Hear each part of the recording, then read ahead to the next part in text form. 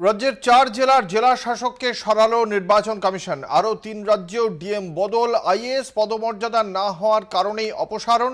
IPS পদমর্যাদা না হলে এসপিদেরও অপসারণের নির্দেশ দেওয়া হয়েছে জাতীয় নির্বাচন কমিশনের পক্ষ থেকে। আজকেই এই সিদ্ধান্তের কথা জানতে পারা যাচ্ছে।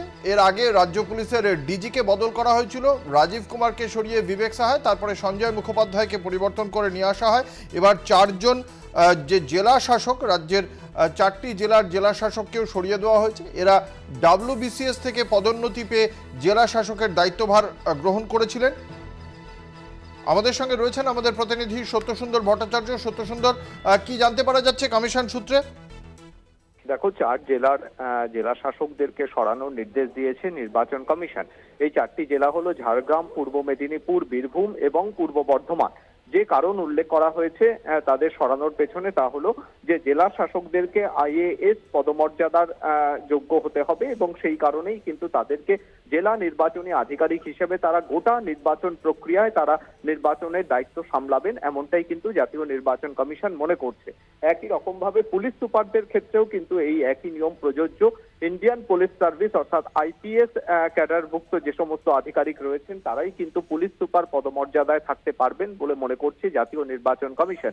এবং সেই লক্ষ্যেও রাজ্যকে নির্দেশ দেওয়া হয়েছে যে ইতিমধ্যেই যে 4 জেলা শাসকদেরকে সরানো হয়েছে তাদের সরানোর পেছনে যে কারণ উল্লেখ করা হয়েছে, একই রকম ভাবে অন্যান্য জেলার যারা জেলা শাসক পদে রয়েছেন তারা যদি আইএএস ক্যাডারভুক্ত হন তাহলে কমিশন মনে করছে তারা সেই পদের উপযুক্ত।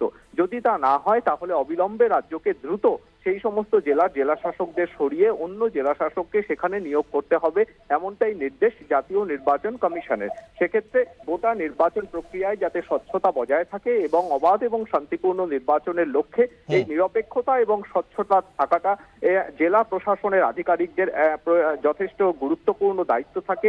সেই কারণে তাদের এই পদে নিরপেক্ষতা বজায় রাখতে এবং উপযুক্ত এবং যোগ্য যে সমস্ত মানুষজন রয়েছেন তারাই যাতে সেই পদে নিয়োগ হয় সেই বিষয়টাই কিন্তু নিশ্চিত করতে চাইছে জাতীয় নির্বাচন কমিশন। এবং সেই লক্ষ্যেই 4 জেলা জেলা শাসককে সরানো হয়েছে বলে নির্বাচন কমিশনের তরফে যে বিজ্ঞপ্তি দেওয়া হয়েছে তাতে জানানো হয়েছে। ধন্যবাদ। আমাদের সঙ্গে ছিলেন আমাদের প্রতিনিধি সত্যসুন্দর ভট্টাচার্য।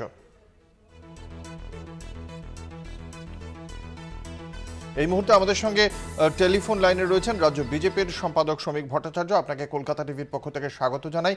আজ যে 4 জন জেলা শাসককে আইএএস না হওয়ার কারণে অপসারিত করা হয়েছে, এই বিষয়ে আপনার প্রাথমিক প্রতিক্রিয়া চাইব। দেখুন, নির্বাচন কমিশন মনে করেছে অবাধ, শান্তিপূর্ণ, ভয়মুক্ত, সুষ্ঠু, স্বাভাবিক নির্বাচন করতে গেলে এদের অপসারণের প্রয়োজন আছে। কারণ পশ্চিমবঙ্গের এই মুহূর্তে প্রশাসনের রাজনীতিকরণ সম্পূর্ণ হয়েছে।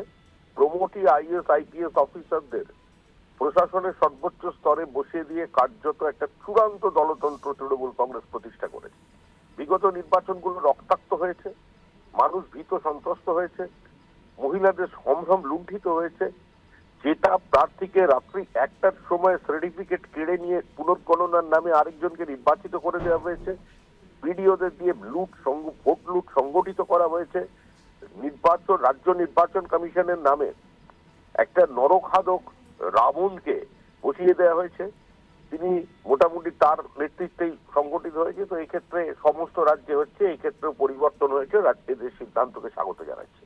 ধন্যবাদ। আমাদের সঙ্গে ছিলেন রাজ্য বিজেপির মুখপাত্র শ্রমিক ভট্টাচার্য। আপনাদের জানিয়ে রাখি,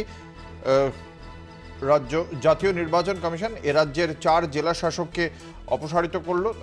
তাদের জায়গায় আইএএস গোত্রের কাউকে নিয়ে আসা হবে এবং সেক্ষেত্রে যে 4টি জেলা ঝাড়গ্রাম, পূর্ব মেদিনীপুর, পূর্ব বর্ধমান এবং বীরভূম, এই 4টি জেলায় যে জেলা শাসকরা দায়িত্বভার সামলাচ্ছিলেন তারা ডাব্লিউবিসিএস থেকে পদোন্নতি পেয়ে এই দায়িত্ব পেয়েছিলেন, কিন্তু আইএএস পদমর্যাদার এবার জেলা শাসককে এই ক্ষেত্রে তাদের দায়িত্ব দিয়ে নিয়ে আসা হবে।